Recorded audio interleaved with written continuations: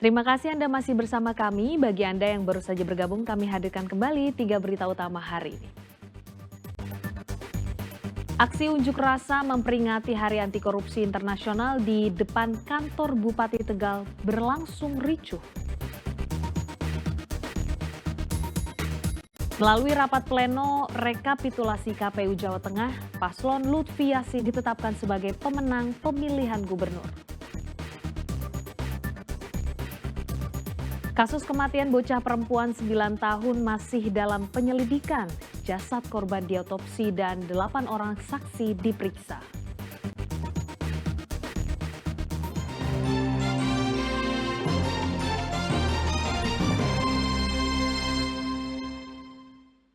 Aibda R yang menembak pelajar SMK Negeri 4 Semarang hingga tewas akhirnya ditetapkan sebagai tersangka. Tersangka juga dipecat dari Polri alias pemberhentian tidak dengan hormat atau PTDH.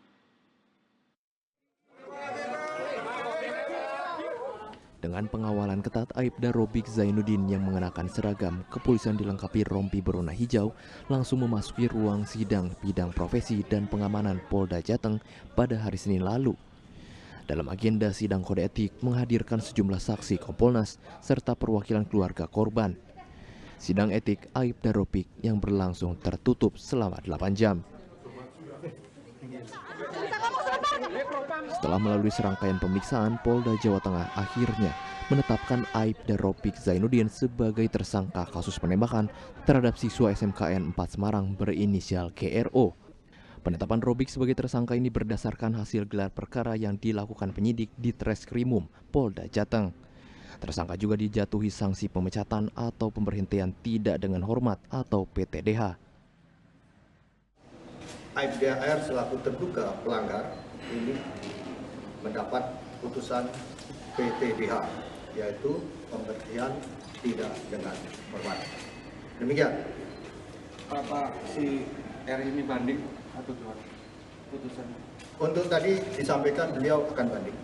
Jadi untuk banding beliau diberi kesempatan 3 hari untuk mengajukan kepada ketua sidang. Pertama-tama kami mengapresiasi Polda ya, dengan sidang etiknya dan penetapan sebagai tersangka. Kami diundang, kami datang dan kami mengikuti prosesnya sejak awal sampai akhir. Kita pertegas lagi bahwa putusannya ada 3. 1 dinyatakan perbuatannya tercela, terus di Pitsus 14 hari, terus di PTDH. Itu putusannya tadi. Menanggapi keputusan sidang etik itu, ayah GRO Andi Prabowo mengaku puas atas putusan pemberhentian tidak hormat yang dilakukan kepada tersangka. Manusiawi, Mbak. Kalau orang ketemu yang meninggal, yang membunuh anak saya itu wajar kalau saya marah sekali ya, Mbak. Apakah ada permintaan maaf dari Aibda Robik saat bertemu? Tidak ada. Tidak ada sama sekali. Dia tidak ngomong sesuatu? Tidak ada ngomong sama sekali. Ya. Pak Andi tanggapannya terhadap putusan tadi? Puas Mas dengan pemberhentian tidak hormat yang dilakukan pada tersangka. Sebelumnya kasus polisi menembak 3 orang pelajar terjadi di Semarang pada 26 November lalu. 1 korban berinisial GRO meninggal dunia usai menjalani perawatan di rumah sakit. Sementara 2 orang lainnya berhasil selamat. Aibda R yang kini telah ditetapkan sebagai tersangka berdalih tembakan yang dilepaskannya itu karena diserang oleh massa tawuran. Ali Mustafirin melaporkan dari Kota Semarang. Jelang libur Nataru, Satlantas Polres Brebes bersama Dinas Perhubungan menggelar razia angkutan umum. Bukan hanya kelayakan bus, tapi kesehatan pengemudi juga diperiksa.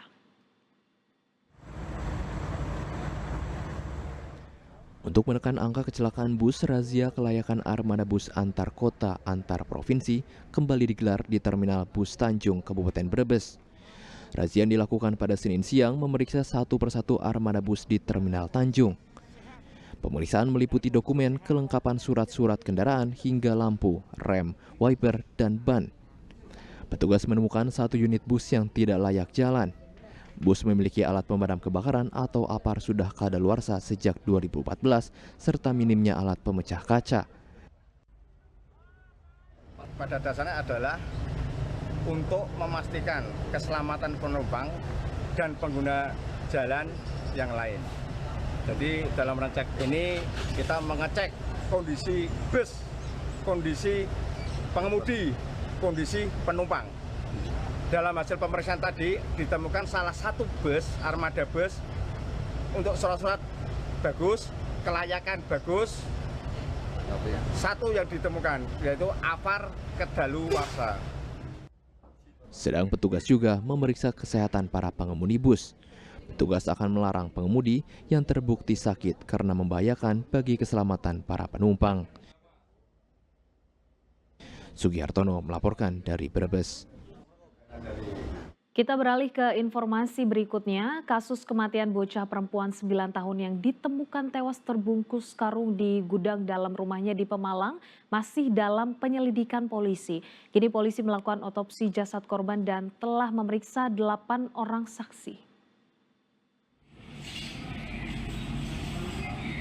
Jenazah Salsabila Sarifatus Salamah, warga desa Kaliprahu, Kecamatan Ulu Jami, Pemalang, Senin siang, dibawa ke RSUD Dr. Asyari, Pemalang untuk dilakukan otopsi guna kepentingan penyelidikan. Baik, terima kasih. Saat ini kami Satreskrim Polres Pemalang sedang melakukan pendalaman terhadap saksi. Kami sedang melakukan penyelidikan dan saat ini jenazah korban sedang dilakukan otopsi. Dari penyelidikan sementara penyebab sudah diketahui? Masih belum. Nanti kalau misalnya sudah keluar hasil resmi dari forensik akan segera kami teruskan. Tapi memang ada dugaan kekerasan ya? Nah, itu kita masih dalami. Masih dalami ya? Saksi juga kita masih periksa. Sudah ada berapa saksi yang diperiksa Pak Kasat? Sampai dengan masa pagi ini ada sekitar 8 orang. 8 orang. Bertambah. Satreskrim Polres Pemalang masih melakukan penyelidikan. Penyidik telah memeriksa 8 orang saksi dari keluarga dan tetangga korban guna mengungkap penyebab kematian korban. Kuncoro Wijayanto melaporkan dari Pemalang. Sebelumnya seorang bocah perempuan berusia 9 tahun warga desa Kaliprahu, Pemalang ditemukan meninggal dunia terbungkus karung di dalam gudang rumahnya pada hari Minggu lalu. Korban sempat dinyatakan hilang dari rumah saat ditinggal ibunya ke pasar.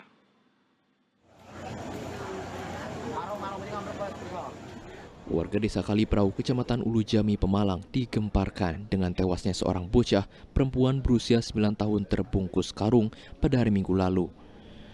Korban bernama Salsa Sarifatul Salamah sempat dinyatakan hilang dari rumah saat ditinggal ibunya ke pasar. Kecurigaan ibu korban semakin kuat saat melihat kondisi rumah acak-acakan. Setelah dicari seharian, ayah korban mendapati karung tergeletak di dalam gudang rumahnya.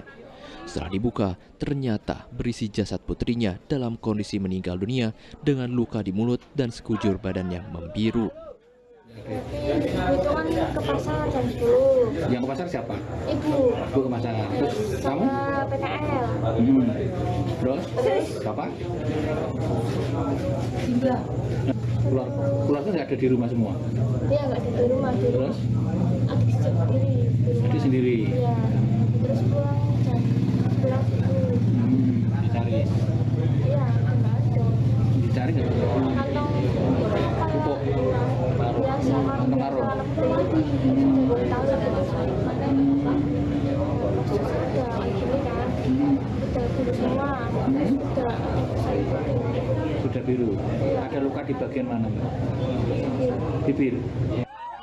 Kini polisi telah mengamankan tetangga korban berinisial G dan sejumlah saksi lain termasuk keluarga korban. Korban diduga meninggal akibat dibunuh, namun pelaku dan motifnya belum diketahui. Kuncoro Wijayanto melaporkan dari Pemalang.